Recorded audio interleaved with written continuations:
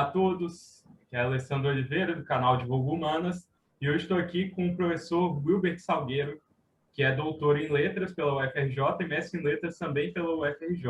O Wilbert estuda poesia, literatura, testemunho e trabalha muito com a parte de literatura contemporânea, inclusive tem poemas publicados, é um poeta participativo aí nos ciclos literários da contemporaneidade. E, bom, primeira coisa, tudo bem? Wilbert, se você puder falar para a gente um pouquinho sobre o que é essa literatura contemporânea, como se situa, porque eu me lembro assim, de até alguns alunos perguntando: você está ensinando romantismo? Aí o aluno perguntar: professor, em qual escola literária a gente está hoje? O que é a nossa escola literária de hoje? Aí se você puder falar um pouquinho sobre isso. Enfim, claro, esse é bom dia, boa tarde, boa noite, conforme quem estiver nos ouvindo aí, vendo. Agradeço aí o convite do Alessandro para falar sobre esse assunto que é muito, evidentemente, muito abrangente, que é poesia, e poesia brasileira, e poesia brasileira contemporânea. Já dá um certo afunilamento, mas mesmo assim continua sendo muito vasto, né, esse recorte, né? Mas acho que, assim, antes até de falar disso que você perguntou mais exatamente, o que vier a ser isso, poesia brasileira contemporânea, acho que interessa um pouco, tem a ver com a resposta de como e por que eu me interesso por isso. Assim, desde a minha graduação em Letras, nos anos 80, ainda na UERJ, né, enfim, sempre gostei, desde o ensino médio até, enfim, mesmo o ensino fundamental, né, enfim, provavelmente por conta de muita leitura, né, fui me direcionando. As prosas que eu escrevi nunca me satisfaziam e eu comecei a fazer poemas e tal. Isso foi no ensino fundamental, depois no ensino médio, fui fazer curso de letras, aí cada vez mais leituras e embora nós como estudantes e também como professores, a gente estude, né, vários assuntos, né, vários autores, etc., mas quando a gente afunila em alguns assuntos para pesquisar, efetivamente, acabei me dedicando mais à poesia, que tem sido a minha pesquisa mais frequente, né? Inclusive, junto ao CNPq, eu já estudo poesia lá desde 2007, né? Especificamente a poesia ligada à questão do testemunho. Tá? No mestrado, eu ia fazer a minha tese de mestrado na UFRJ, como você disse, né? Ia ser sobre Paulo Leminski, Caetano Veloso. Acabou que, por conta de um curso que eu fiz com Silvano Santiago, eu mudei totalmente de ideia, porque eu fiquei muito encantado com o curso que o Silvano Santiago deu sobre Cartas do Mar de Andrade e fiz minha tese de mestrado sobre isso. Mas logo no doutorado, né, na mesma UFRJ, né, eu já meio que defini, né, meu rumo para o restante das décadas, né, que foi Poesia Brasileira Contemporânea. Né, foi até o título da minha tese de doutorado, que já depois virou livro pela Edufis, chamado Forças e Formas, aspectos da poesia brasileira contemporânea. Aí tinha um outro subtítulo ainda, que é dos anos 70 aos 90. Eu defendi essa tese em 96, e aí agora, retomando a sua pergunta, porque eu já tinha uma espécie de intuição um tanto quanto óbvia, né? Porque eu sempre estudei poesia contemporânea, né? E defendi minha tese em 96. Né? Hoje nós estamos em 2021. Então, claro que o meu contemporâneo de 96, ele envelheceu, né? Já lá se vão, né, 25, 30, sei lá quanto, 21, né, 96, enfim, 25 anos, né, desse meu contemporâneo, quando eu estudei lá poesia marginal e pós-marginal. Então, o contemporâneo, sem altas elucubrações aqui, tem um texto curtinho agora, cada vez mais badalado, mais famoso, do Jorge Agamben, né, o que é o contemporâneo. Então, enfim, assim, a despeito, né, de reflexões, digamos, mais refinadas ou sofisticadas acerca do conceito de contemporâneo, né, assim, no trivial, né, o contemporâneo é o que está ao nosso lado, né, o que acontece agora nesse momento. Tá? Então, o contemporâneo, que eu sempre estudei poesia, ele vai se transformando. Né? Então, quando eu fiz minha graduação de 82 a 85, né, a poesia marginal, que é, em geral, recortada nos anos 70, ela era minha vizinha, minha contemporânea dos anos 80. Quando eu fiz minha tese em 96, a poesia marginal já estava um pouco mais longe, tanto que já se usava dizer, naquele momento, a poesia pós-marginal, como hoje em dia também se fala. Né? Então, assim, estudar o contemporâneo, seja na poesia, seja na prosa, na música, enfim, em qualquer circunstância, é sempre um desafio, porque ele está em constante movimento. Tem essa história de que não gosto muito, né, embora seja, não é que ela seja incorreta, mas ela às vezes serve como um subterfúgio para as pessoas não serem um pouco mais objetivas, que de fato, né, você está o contemporâneo, você está no meio dele, né, então aquela história que você está no meio de um redemoinho, né, tá, a história está se movimentando, muita poeira ao seu lado, você não consegue enxergar com nitidez. É só depois, com o tal do distanciamento histórico, né, que você vai ter uma nitidez acerca do contemporâneo que você viveu.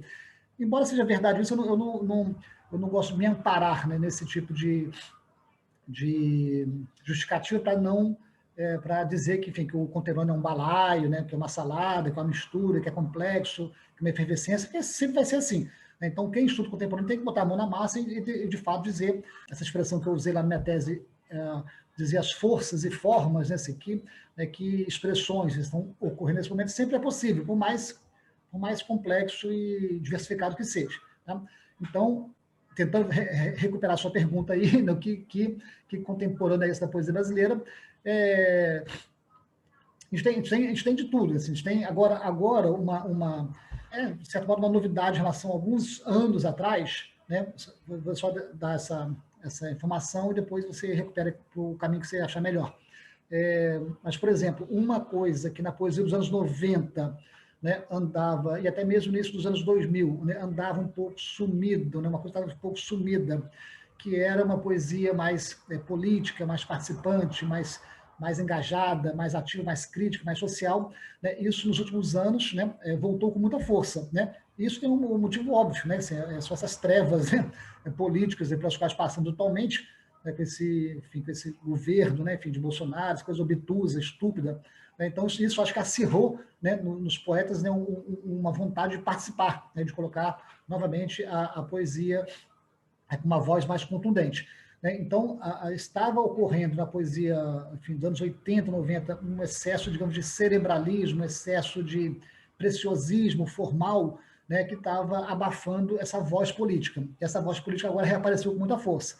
Né? Então, assim, esse é uma das facetas dessa poesia contemporânea que me agrada bastante, que tenho procurado estudar, que é essa poesia mais, enfim, chamar de poesia participativa, poesia engajada, poesia política, enfim, o termo que quiser dar a isso. Tá?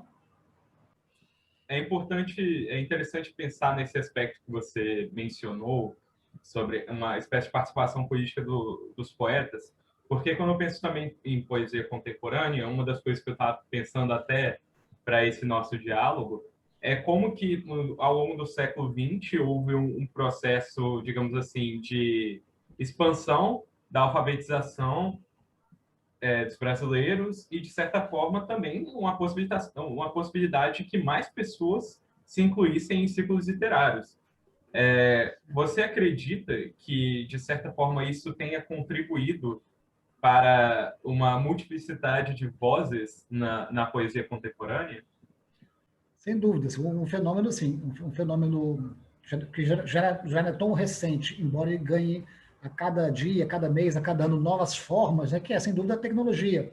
Né? A tecnologia, a internet, né? A possibilidade de mais e mais pessoas no mundo, né, terem computador em casa, terem uma conexão, né, embora isso não seja ainda 100% da população, porque ainda tem muita dificuldade de acessibilidade, de acesso, né, mas, sem dúvida, as novas tecnologias, as redes sociais, né, elas interferem, né, intervêm diretamente, inclusive, no modo de produção. Né? O que eu chamo de modo de produção, né? Porque, no caso de poesia especificamente, que é o que estamos falando, né, a poesia ainda preserva essa sua, digamos, tradição. Evidentemente, qualquer um pode fazer a poesia, você faz de memória, depois você bota no papel, você vai para um boteco, né, quando podia ir no boteco, mas enfim, quando pudermos voltar aos bares, né, a pessoa está lá com o seu caderninho, escreve, né, no caneta, papel, hoje pega um celular, se digita no celular, tablet, enfim. Então, as variadas possibilidades formais, né, tecnológicas que você tem ao seu dispor, né, isso interfere na própria chamada de inspiração, no próprio desejo de escrever alguma coisa. Tá? Então, quer dizer, na internet, quanto maior for o seu domínio tecnológico, né, você já pode pensar, né, o poema para além da palavra. Né? Você pode pensar em uma palavra de movimento, né, com cor, com tamanho, etc. E tal, tá? Um exemplo, assim, para não falar de nós, né, nós ilustres desconhecidos, mas você tem hoje o poeta, na minha opinião, né, claro, como marco simbólico, né, o poeta vivo, para mim, mais importante do Brasil hoje, que é Augusto de Campos, né? Ele fez lá seus poemas nos anos 50, né? Poesia concreta, né? Que era poesia, enfim, plasticamente inovadora, formalmente inovadora, mas é claro que tinha as posições em museus e tudo mais, mas a poesia concreta que era feita em livro ainda tinha o quê? Um suporte, né, do qual eles tentavam se livrar, mas era o papel, né, o papel do livro. Muitos dos poemas que Augusto, mesmo, depois, mesmo outros poetas concretistas, né, poetas visuais, muitos poemas visuais do Augusto de Campos dos anos 50 já estão na internet no novo formato tecnológico, com cor, movimento, etc. Então, aquilo que era uma potência, né, nos anos 50, né, nos anos 2000, mesmo nos anos 90, já começou a fazer isso, mas 90, 2000 até hoje, do alto dos seus 90 anos de idade, né, ele mesmo, digamos, adaptou, ele atualizou, né, o poema dele dos anos 50, quando ele não tinha computador ainda, né, para esse novo formato. Claro que, enfim, a molecada de hoje, que domina muito essa tecnologia, né, então já tem essa possibilidade de criar, né, de criar o seu poema nesse formato. E a multiplicação e o acesso disso é instantâneo. Né? Então, assim, eu tenho hoje redes e redes e redes, enfim, de poetas, enfim. Claro que o livro tem seu fetiche ainda, né? Assim, você sabe, enfim, mas eu estou já há algum tempo como diretor da editora da UFES, editora universitária, e a gente sempre, nós da editora e mesmo outros editores e escritores, né, hoje esse dilema nos persegue a todos, né? Você faz um livro, hoje em dia é mais ou menos fácil fazer um livro, mas você faz, na hora de imprimir, que é o gasto maior. Né? Você vai fazer um livro com 200 exemplares, 300, 400, né? Aí você paga lá uma grana do bolso próprio, ou a editora vai pagar, alguma coisa assim, mas esse livro impresso vai ter uma circulação restrita. Agora, você pega o mesmo teor do livro e coloca na internet, né? Ele já está disponível potencialmente para bilhões de pessoas, né? Basta você ter o acesso àquele link e tal, que vai poder acessar aquilo. Então, embora se mantenha, né, o fetiche do livro, serve para poesia, serve para prosa e tudo mais, né, o fato é que quem quer ser lido, né, para além do fetiche, tem que mirar, né, esse outro formato massificador, né, para acessar as informações. Né? Nós estamos também vendo isso hoje em dia, assim, por conta da pandemia, né, com a obrigatoriedade, né, em alguns contextos dessas aulas virtuais, né, enfim, evidentemente a aula presencial é muito melhor, muito mais enriquecedora, né, é a tradição do professor e do aluno, presencial, do debate, etc. Tal. Agora, tem não sei se tem mais, mas assim, você tem um principal, né, efeito, né, positivo nesse mundo hoje, né, do ensino remoto, é que você possibilita que outros alunos de outros estados, por exemplo, do mundo todo, possam participar de uma aula, né, longínqua, né, diferentemente da aula presencial, né. Mas, enfim, tentando sintetizar o que você perguntou, né, a poesia hoje, né, ela, em todas as outras artes, ou quase todas as outras artes, se vale do nosso momento, né, que é poder não só criar, né, a partir de novos formatos, como também multiplicar, né, em enésima potência, né, um público ao qual vai chegar aquela obra. Né? Agora, isso convive, repetindo, você convive com as formas tradicionais de fazer poesia, né? Ou seja, né, papelzinho na mão lá, você lembrou uma coisa, escreveu no guardanapo, né? Publicou no livrinho marginal, publicou na editora da sua cidade, né? Enfim, aquele modo tradicional, né, de fazer e publicar poesia convive hoje com um modo não tradicional, um modo contemporâneo, tecnológico, tanto de fazer quanto de dar a público, né, essa sua poesia. Para dar um outro exemplo disso, recentemente, uns 3 anos ou 4, né, ou 5 mais ou menos, né, que uma das maiores estudiosas de poesia brasileira, no Brasil, que é Heloísa Buarque de Holanda, ela lançou recentemente, né, uma nova antologia chamada As 29 Poetas Brasileiras de Hoje, né?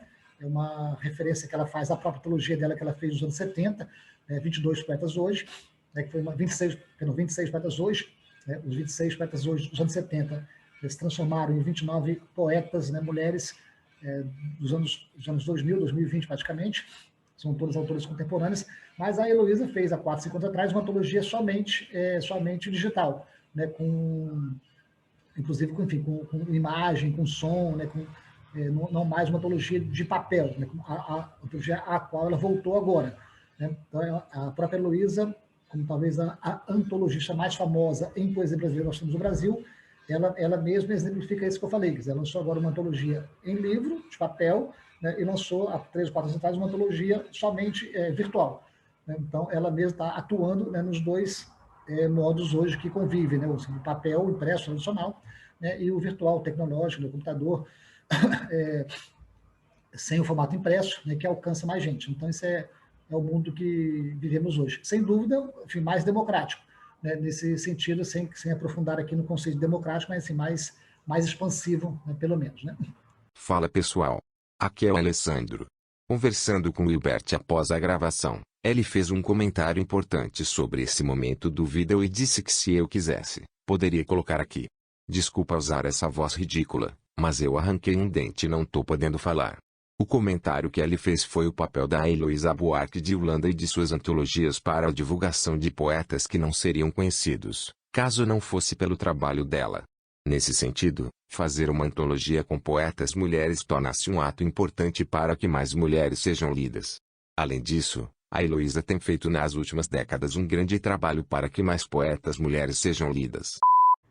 Então, você citou a Heloísa Buarque de Holanda e essas antologias. E acho que também seria mais interessante pensar para quem, digamos assim, não está antenado, né, nesses nomes atuais, contemporâneos da poesia brasileira, o que você recomendaria assim, para a pessoa entrar nesse mundo? Seja a pessoa lê mais uma literatura mais antiga ou a pessoa não está muito antenada em literatura no geral ainda e gostaria de ler poesia contemporânea. O que você recomendaria para essa pessoa? Olha, o Alessandro eu vou até fazer a resposta. Você me faz uma pergunta pensando em leitores gerais, né?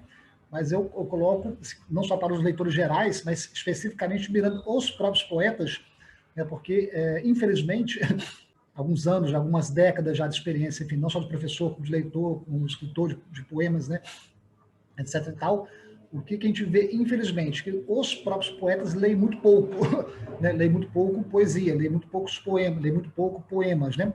Então, se os próprios poetas leem pouco, né, poesia e poemas, que dirá os leitores, enfim, normais, tradicionais, né, leitores médios, que nem se dizem poetas. Então, assim, nesse lugar, né, de professor, né, que eu ocupo já, professor de literatura brasileira, né, então é muito comum, muito frequente, verem os alunos, alguns alunos que ficam poemas avulsos para a gente ler, dar uma opinião, etc. Tal, né?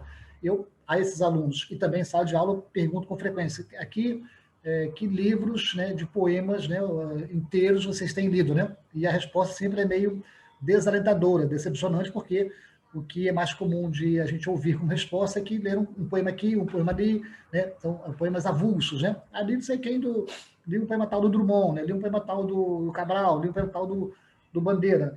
Livros de poemas, né? Mesmo nos cursos de letras, mesmo entre os poetas, né? As pessoas têm lido muito pouco, né? As pessoas leem um romance, né? Porque o romance você não pode, né? Eu só li um pouquinho do romance, você leu o romance todo ou não leu o romance todo, né? Então, infelizmente, esse quadro um pouco desolador em geral, né? Claro que os poetas mais, enfim, mais dedicados, né? Enfim, mais que militam, né, na área da poesia, sem dúvida, leem poesia sem parar, né? Então, voltando aqui à sua pergunta, seja para os poetas, né, seja para os leitores em geral, tá? Se não, na impossibilidade de a gente ler tudo ao mesmo tempo agora, né, para usar lá a expressão desse aspecto bastante importante, que é o Ornado Antunes, por exemplo, né? Acho que um bom caminho mesmo é esse que eu falei agora há pouco, né? Ler antologias, né? Não faltam antologias, né? Só de poesia, assim, a cada mês praticamente surge uma antologia de poesia contemporânea brasileira, né? De algum lado. Recentemente saíram 3 antologias, né? De fácil acesso da revista Cult, né? Antologia de poesia brasileira contemporânea. Saiu agora essa da Heloísa Buarque de Holanda, né? Chamada As 29 Poetas Brasileiras Hoje. A Heloísa tem a antologia dos anos 90, né? Antologia na qual está, por exemplo, o nosso Valdo Mota, aqui do Espírito Santo. Ela mesma, a Heloísa, tem essa antologia famosérrima dos anos 70, né?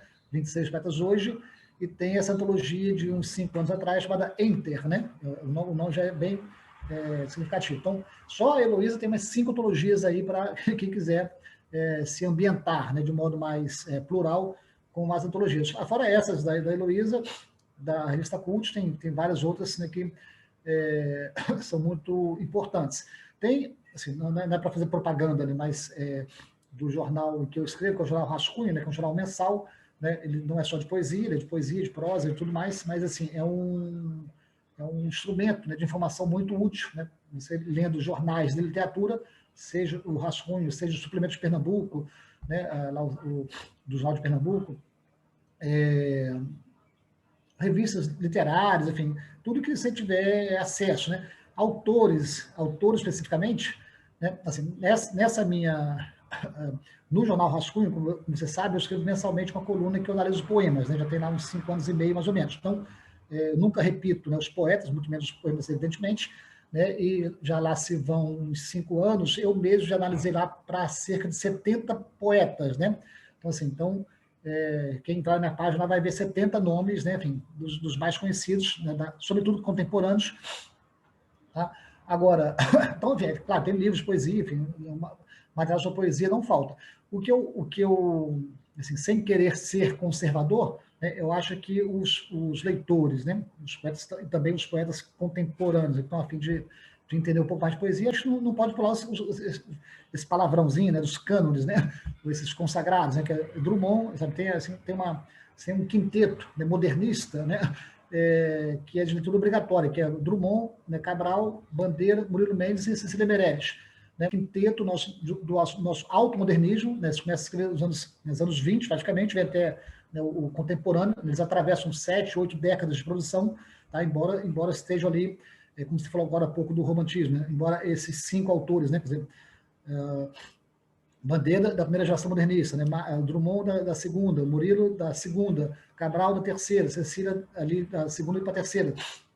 Então, são autores que, enquadrados numa certa cronologia, numa certa historiografia, parece que estão lá no final né, parece que estão lá em outros séculos, né?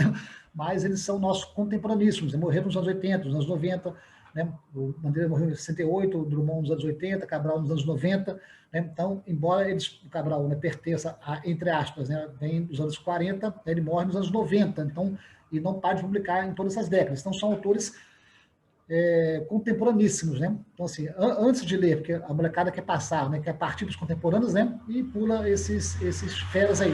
Para falar de Augusto de Campos, Haroldo de Campos, Décio Natares, toda a poesia concreta, né? Agora, dos poetas recentes, né? Enfim, tem os meus prediletos lá, tem Glauco Matoso, né? Tem Arnaldo Antunes, né? Paulo Henriques Brito, um sonetista genial, né? Se a gente for pensar aqui na poesia capixaba, tem, né, especificamente capixaba, tem um monte de poetas de que eu gosto bastante, né? O recentemente, infelizmente, falecido Sérgio Blanc, Miguel Marvila, também falecido, Paulo Sodré, que você entrevistou aqui, o Reinaldo Santos Neves, que embora seja mais conhecido como prosador, né, romancista e contista, mas também tem uma obra poética bastante relevante, né, ainda a ser estudada, né?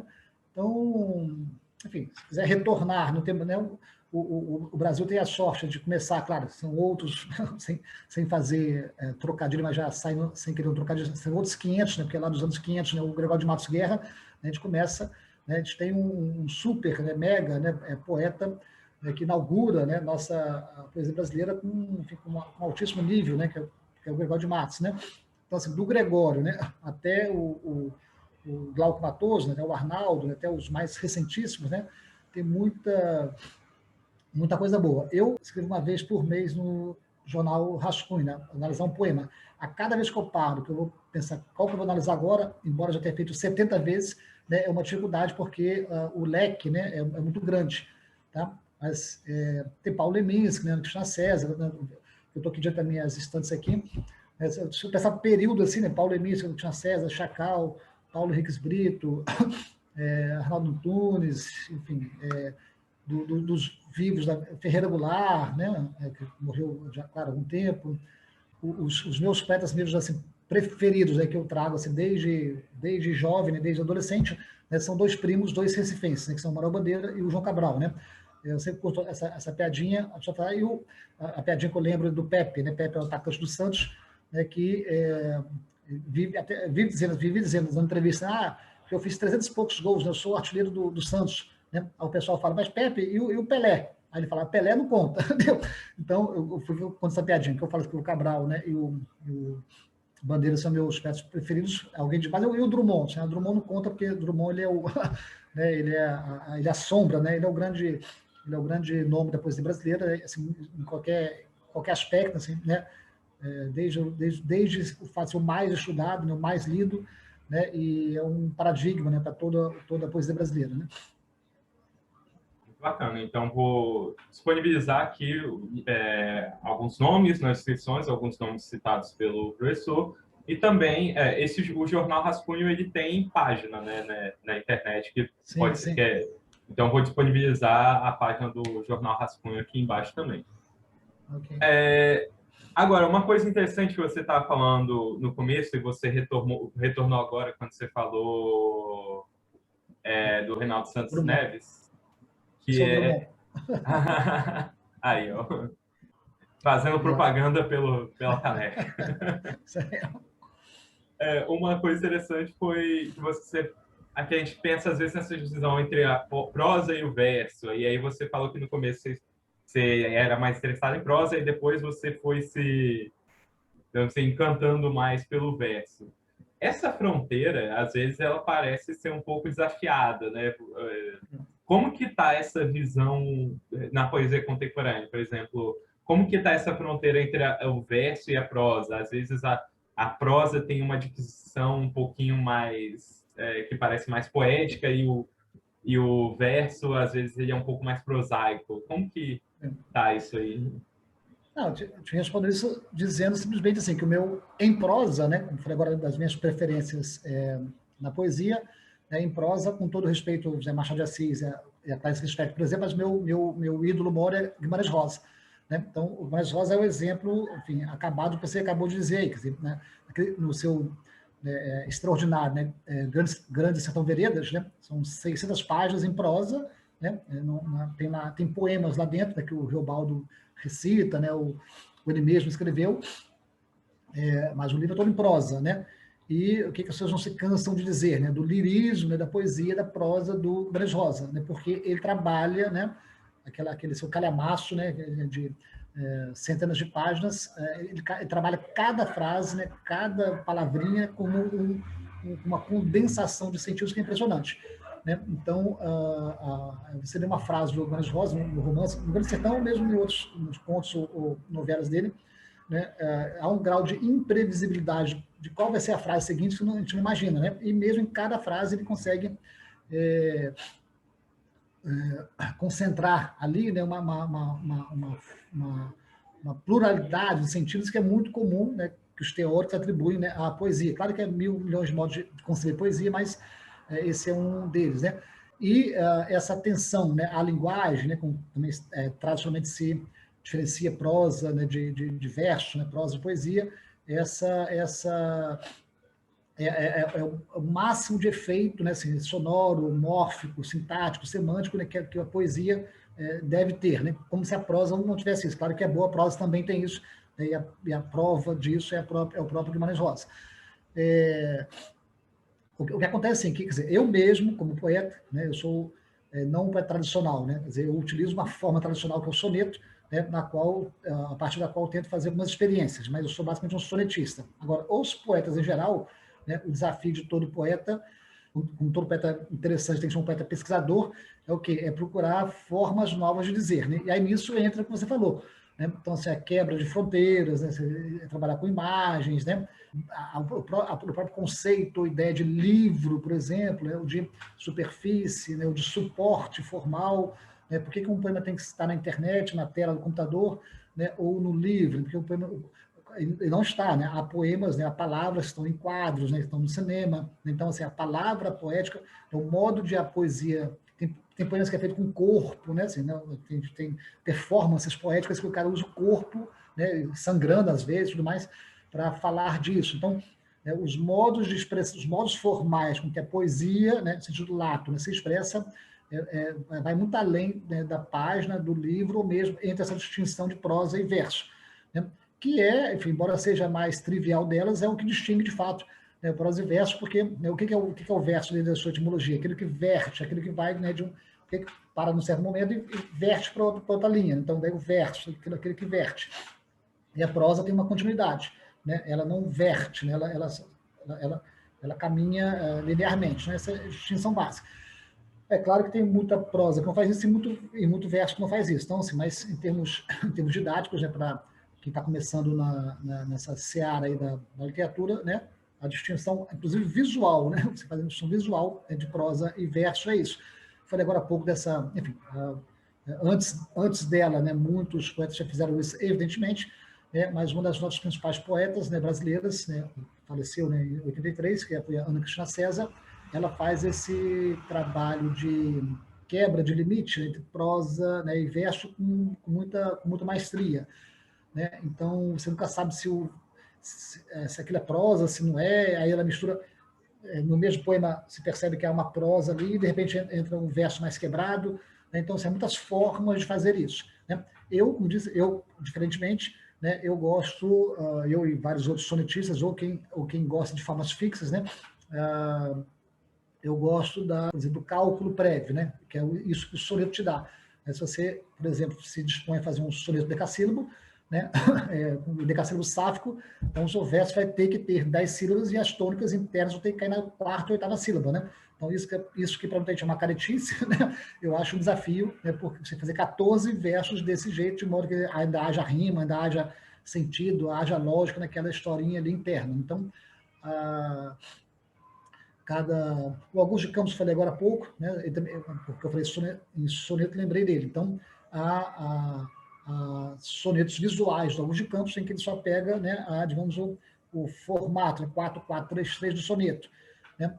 A própria história do soneto, já que estou dando ela como exemplo aqui, né, ela é recheada de experimentalismos, né?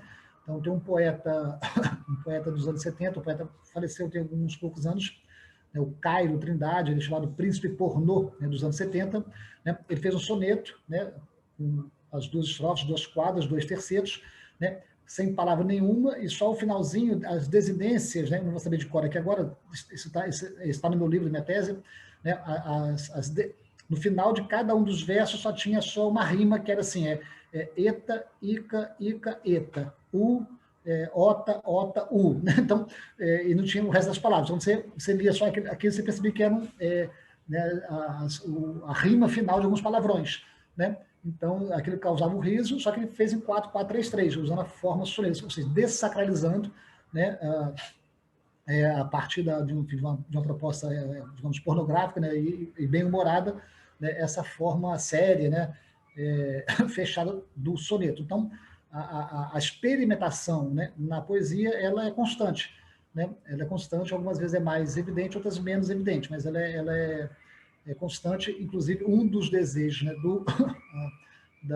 dos poetas, dos melhores poetas, é quebrar essa distinção básica exatamente entre verso e prosa. Tá? Embora seja a distinção básica entre verso e prosa, seja essa, mas exatamente por ser distinção básica, ela é que é o desafio de todo poeta. E para terminar essa pergunta especificamente,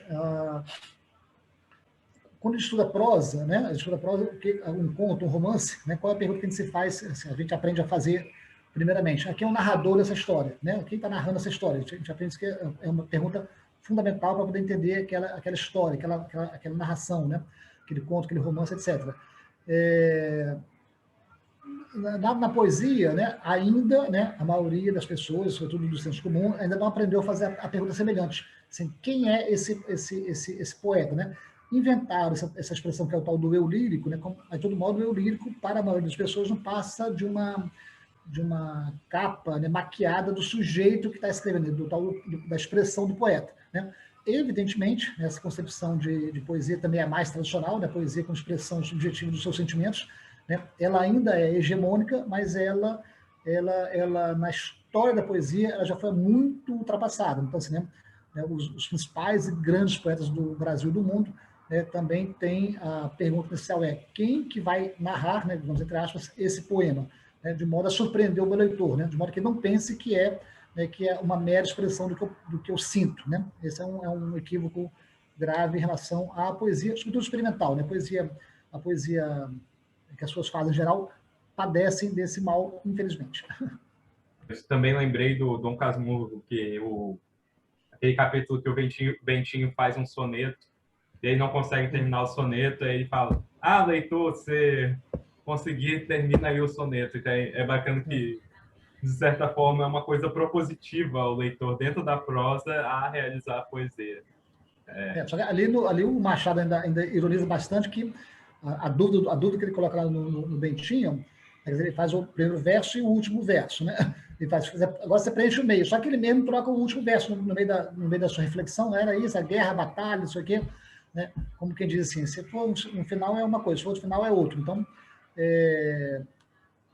mas Machado, que era um grande sonetista, né? Assim, era assim, como poeta, né? É tido como parnasiano, mas como prosador, né? É tido como romântico no comecinho e depois, entre aspas, realista, enfim. Ninguém sabe muito bem como entender o Machado, a não ser mesmo machadianamente, porque, né, ele escapola esses rótulos. Muito bem, agora, mais para finalizar mesmo, se gostaria de dar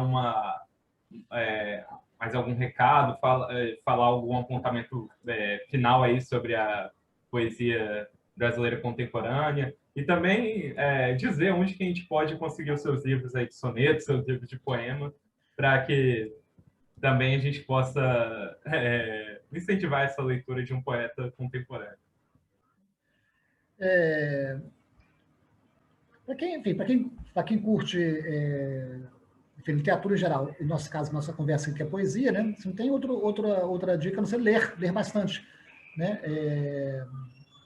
É muita coisa, mas né, você pega lá os clássicos, lá pega o God de Bate, você vem por séculos, né? Passa lá, né, vai lá para o arcadismo, lá, Gonzaga, né, com a Maria de Dirceu, depois vai lá para o romantismo, Lê Álvares, Castro Alves, enfim, Gonçalves Dias, vai dar um passo além, passa lá para o simbolismo que seja, né, Cruz de Souza, Augusto dos Anjos, que é sempre muito agradável, os modernistas, Mário, Oswald, Bandeira, depois Drummond, Cabral, Cecília, Augusto, Haroldo, Décio, os poetas marginais, que são, enfim, são muito pouco assim, né? Tem uma parte da universidade, da academia, né, dos críticos que não gostam da poesia marginal, enfim, porque acha que é uma produção desleixada, né? Mas, enfim, eles atendem a um espírito, né, do tempo que eles viviam, né? A poesia chamada de pós-marginal, que é a poesia dos anos 80, 90, agora dos anos 2000, né? Enfim, é impressionante a capacidade de renovação da poesia, né? Porque é uma coisa muito, muito interessante isso. Acho que acontece com as artes em geral, com a poesia acontece bastante, porque é muito fácil de fazer poesia. Né? Por mais que eu goste de ver cinema, eu não consigo fazer um filme porque, né, é uma máquina muito grande. Né? Por mais que eu goste de ler romance, fazer um romance também não é tão fácil. Né? Agora, fazer um poema é muito fácil. Né? Então, por isso que tem tanto poeta, né? Porque você pega uma caneta, né? Um papel e faz, você escreve o que você quiser. Né? Eu não condeno, nem recrimino ninguém que queira fazer poemas o tempo todo e fazer à vontade. Né? O que às vezes nos incomoda, como professor, como poeta, como crítico, é que a pessoa lê pouco, né? Faz um poema e quer o sucesso. Né? Olha como é que meu poema é lindo, maravilhoso. Né? Então não é bem assim. Então, né, quer jogar futebol, vai jogar futebol. Só que tem gente que joga, né, que se dedica àquilo. Então, assim, né, a poesia, assim, o Mallarmé, já no final do século XIX, tem uma frase famosa dele lá em francês que ele fala dar um sentido mais puro às palavras da tribo, né? Quer dizer, se tudo tem uma espécie de, vamos chamar de um termo pejorativo, uma espécie de panelinha, né? Tem um gueto, né? Você tem médicos, tem cozinheiros, tem arquitetos, não sei por que não fazer uma tribo dos poetas. Então, era isso que o Mallarmé defendia, né? Assim, uma espécie de, enfim, de pessoas que se dedicam àquilo, né? Pessoas que dedicam àquilo. Mas quem é diletante não pode entrar nesse meio? Claro, pode à vontade. A mim só me incomoda quando o diletante quer ser reconhecido como profissional, né? Como o fera, né? Como o cara que inventou. Então vai estudar, né? Vai estudar bastante. Né? Isso tem, enfim, tem, né, muitos manuais, né, livros, evidentemente, de crítica e teoria literária ligada à poesia em que a gente aprende bastante. Né? Mas, sobretudo, quando você está no começo, você vai aprender mesmo lendo poesia. Então, assim, a dica mais óbvia do mundo, né? Você vai aprender cozinhando como? Lendo manuais de cozinha, sim, mas também botando a mão na massa, lá fazendo os pratos. Então, O Roland Barthes dizia, né, o caminho da leitura, da escrita é sempre um desejo contínuo de mão dupla. Você lê e quer escrever, você lê e quer escrever, você escreve e quer ler, e assim por diante. Né? Então, por isso que essa coisa nossa, de que era da área de letras, de literatura especificamente, nos acomete o tempo todo, que é uma vontade doida de ler, uma vontade doida de escrever, né? E quem tem isso em poesia, bacana que tenha, né? Mas a coisa básica é ler bastante, né? Bastante, que aí você vai se descobrindo os seus próprios autores, os próprios poetas, né? E não cair naquela, né, naquela ilusão, né, muito comum de quem lê pouco, né, de qualquer coisa que faça, acha que é original, né? Como é que a gente descobre que a gente não é original? Lendo, pesquisando, né? Então, o principal monstro, né, digamos, o principal monstro que a gente tem que ter cuidado o tempo todo, porque ele nos cerca de todas as maneiras, na vida e na literatura, que é o monstro da repetição, né, do clichê, né, do estereótipo, né, do senso comum. Né? Então, a pessoa vai fazer um poema, faz aquela imagem mais brega do mundo, né, e mais repetida do mundo, sem saber que está repetido por quê? Porque não pesquisou antes ou leu pouco. Então, essa é a dica básica. Né?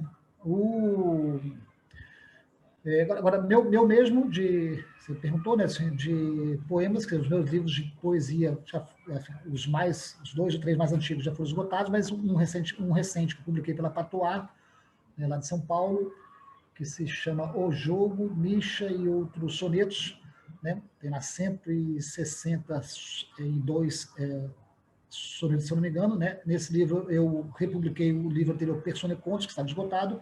Então, são sempre 60 sonetos, mais ou menos, dos mais variados assuntos. Né? E agora está no Prelas, né?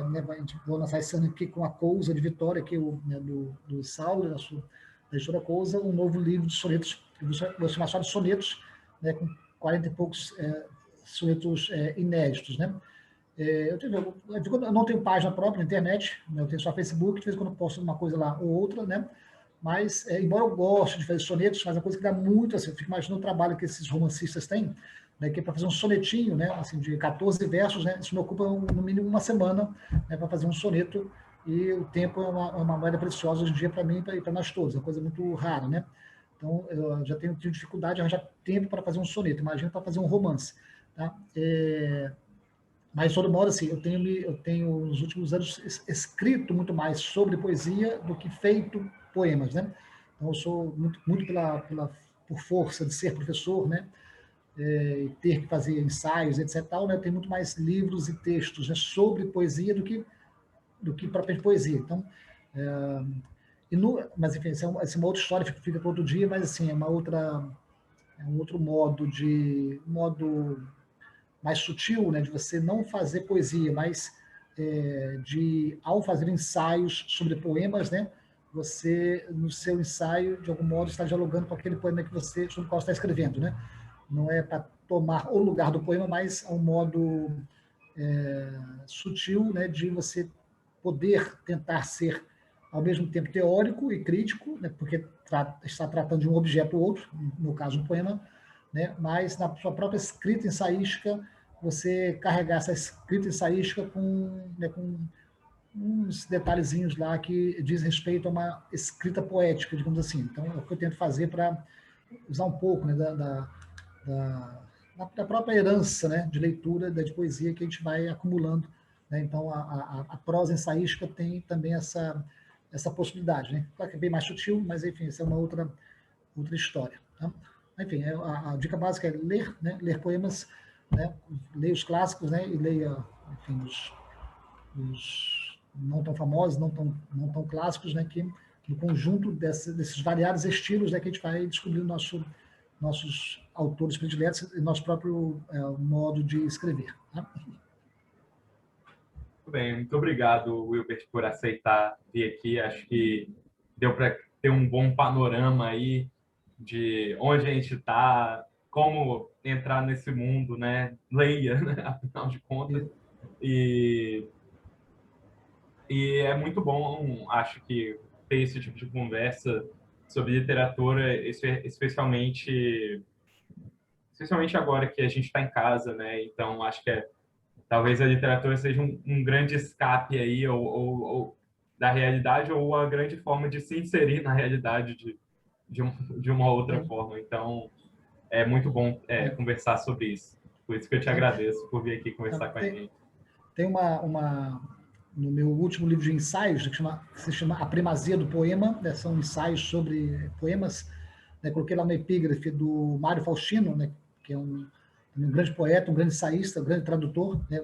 Morreu muito jovem num acidente de avião, né? Aí tem uma frase dele no livro dele que é fundamental para quem estuda poesia, que chama Poesia e Experiência, né? da série da Editora Perspectiva, da série Debates.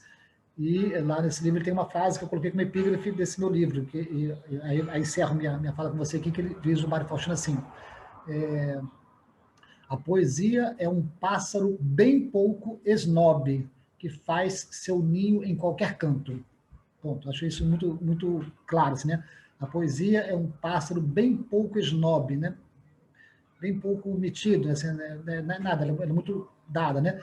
E faz seu ninho em qualquer canto, né? Essa frase do Mário Faustino teve com o que eu falei agora há pouco, né? Assim, ele escreveu essa frase no final dos anos 50, estamos em 2020, mas tem a ver com o que nós falamos agora há pouco, né? A poesia, ela não é arrogante, né? Não é metida, né? E ela se adapta, né? Ela se amolda em qualquer canto, né? Pode ser no computador, pode ser no guardanapo do boteco, né? Então ela é plural, né? Ela é proteiforme, ela é proteica, então ela pode adquirir várias facetas. Eu acho que isso tem a ver com a longevidade, né, da poesia, que vem, né, desde, né, de tempos arcaicos, né, antigos, né, assim, é claro que o conceito de poesia é muito amplo, mas, enfim, a poesia como vontade de o homem se manifestar na linguagem, né, uma sensibilidade que ele teve, né, isso vem desde sempre, desde as pedras, né, até hoje no computador, né, e a poesia vai encontrando o seu jeito de se expressar, né, pode ser na música, pode ser na dança, etc. Então, e claro que a gente fala de poesia, que poesia de livro, né, como se fossem poemas, né? Então, o poema é a forma verbal da poesia, digamos assim, mas a poesia, como um sentido mais lato, né, ela se espalha pelo cinema, pelo teatro, né, pela dança, pela escultura, né, pela nossa vida, inclusive, né? Há pessoas que são muito poéticas, né, e há pessoas que não são nada poéticas, né? Então, pessoas que são muito prosaicas. Né? Então, assim, tem essa distinção, né? Assim, então, a poesia, como sentido lato, ela impregna, né, a vida das pessoas, né? O poema é uma manifestação, digamos, verbal da poesia e que se alastra, né, pelo mundo, enfim, pela vida fora, né? É isso. E obrigado pelo convite aí.